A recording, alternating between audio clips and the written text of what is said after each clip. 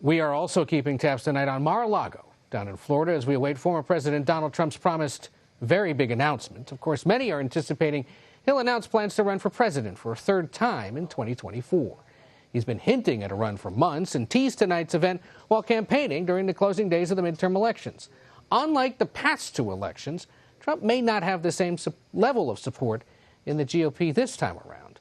CBS News chief Washington correspondent Major Garrett joins me now from a place he knows all too well there in Palm Beach, Florida. Major, take us through what we could anticipate later tonight and what the stakes are for the former president.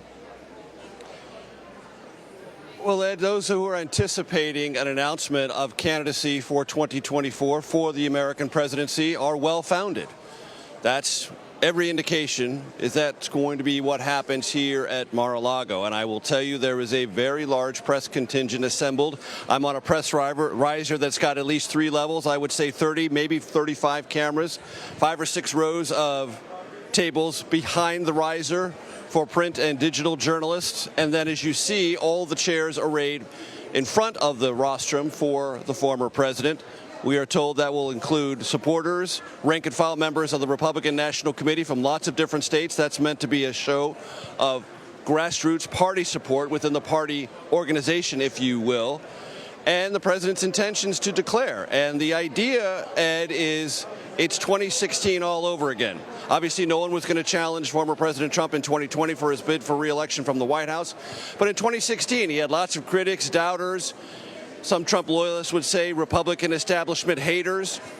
Well, there are critics and doubters, and there might be some low-level haters coming out of the woodwork now. And the Trump campaign, about to be launched, says we can do it again. And it's worth pointing out, Ed, that there are some very deep structural advantages that this former president takes into a contest for the Republican Party nomination, quite separate from the general election, but just winning the nomination. He's got that state and county RNC support. He's got about $100 million in campaign cash, most of it hard money. He also has a digital infrastructure with at least 50 million contacts. Many of those are reliable Trump-backing voters. If you don't think Ron DeSantis, a potential rival, Glenn Youngkin, a potential rival, or any other Republican thinking about running in 2024 would like to have those 3 things, think again. They would like to have all of them. Trump has them. They don't.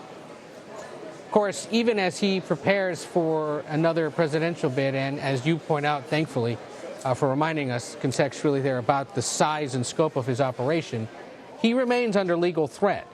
And that's not going anywhere if he announces again for president, right? That's exactly right, Ed, and it is the one most important difference from 2016. 2016, not only was Trump an outsider, brash, giving, as Reince Priebus, the Republican Party chairman at the time, said, or said later, I can't remember if it was at the time or subsequently, a big middle finger to the establishment.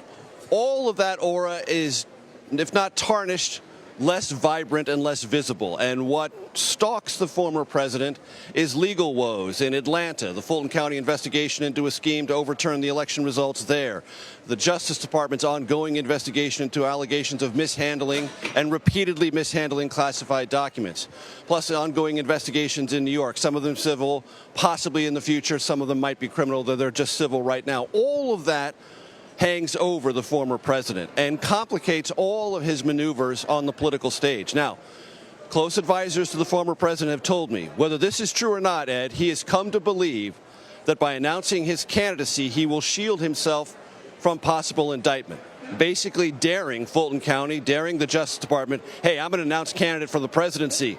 You're not going to indict me. Whether that's true or not, the former president has come to believe it. And what he comes to believe, Ed, you know, I've experienced it for the better part of 6.5 years, he tends to operationalize. Yeah.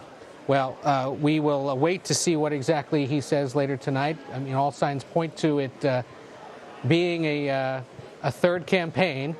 And we appreciate you, Major Garrett, being there. And you're going to join us, of course, later tonight at 9 p.m. Eastern, 6 in the West for a special primetime edition of Red and Blue as we recap what exactly he has to say, contextualize a little bit, and look forward to the 2024 contest to come.